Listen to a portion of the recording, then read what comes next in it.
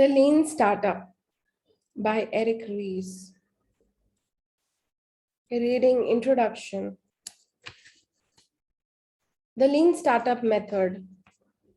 This is a book for entrepreneurs and people who hold them accountable. The 5 principles of Lean Startup, which inform all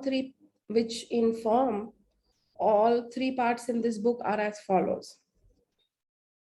1. Entrepreneurs are everywhere. You don't have to work in a garage to be a startup. The concept of entrepreneurship includes anyone who works within my definition of a startup, a human institution designed to create new products and services under conditions of extreme uncertainty.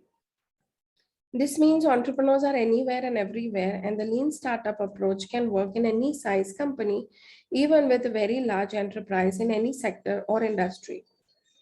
Number 2, entrepreneurship is management. A startup is an institution, not just a product, and so it requires a new kind of management, especially geared towards a context of extreme uncertainty. In fact, as I will argue later, I believe entrepreneur should be considered a job title in all modern companies that depend on innovation for their future growth. Number 3, validating learning. Startups exist not just to make stuff, make money, or even serve customers. They exist to learn how to build a sustainable business.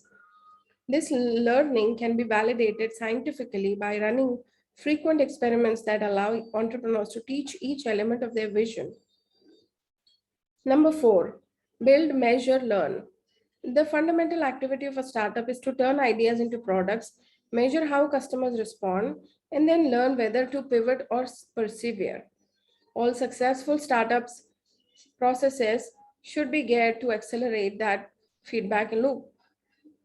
Number 5, innovation accounting. To improve entrepreneurial outcomes and hold innovators accountable, we need to focus on the boring stuff: how to measure progress, how to set up milestones, and how to prioritize work. This requires a new kind of accounting design for startups and the people who hold them accountable. Why startups fail? Why are startups failing so badly everywhere?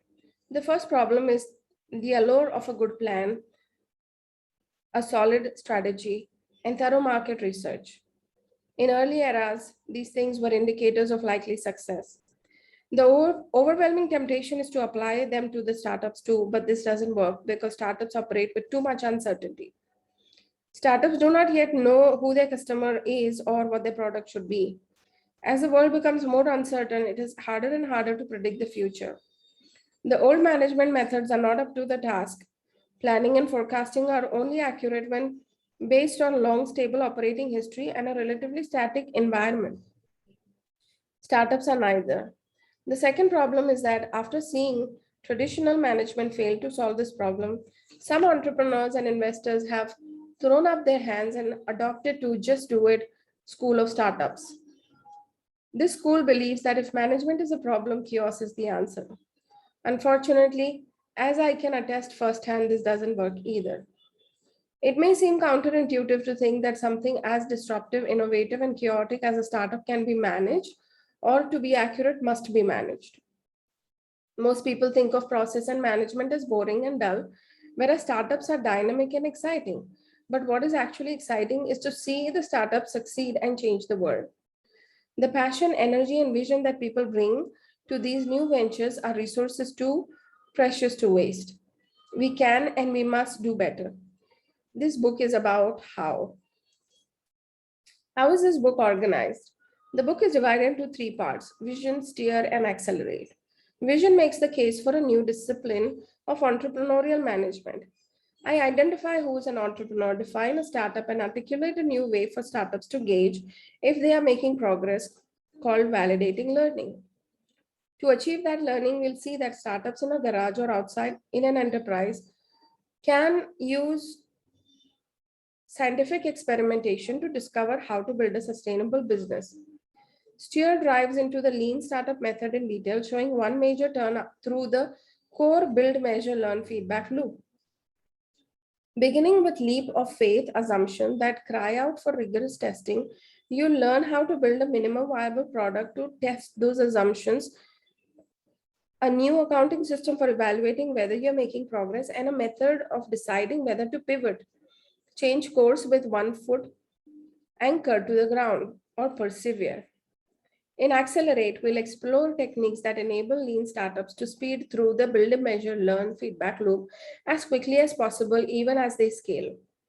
We'll explore lean manufacturing concepts that are applicable to startups too, such as the power of small batches.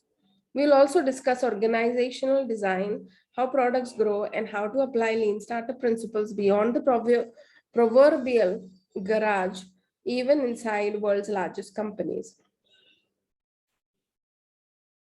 Management second century.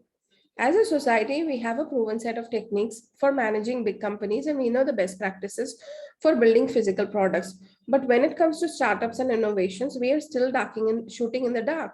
We are relying on vision, chasing the great men who made magic happen, and trying to analyze our new product to death. These are new problems born of the success of management of the 20th century.